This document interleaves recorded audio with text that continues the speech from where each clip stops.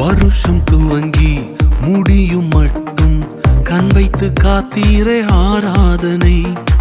தக்க சமயம் உதவி செய்து கை தூக்க வந்தீரே ஆராதனை.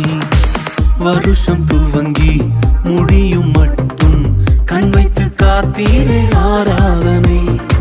தக்க சமயம் உதவி செய்து கை தூக்க வந்தீரே ஆராதனை.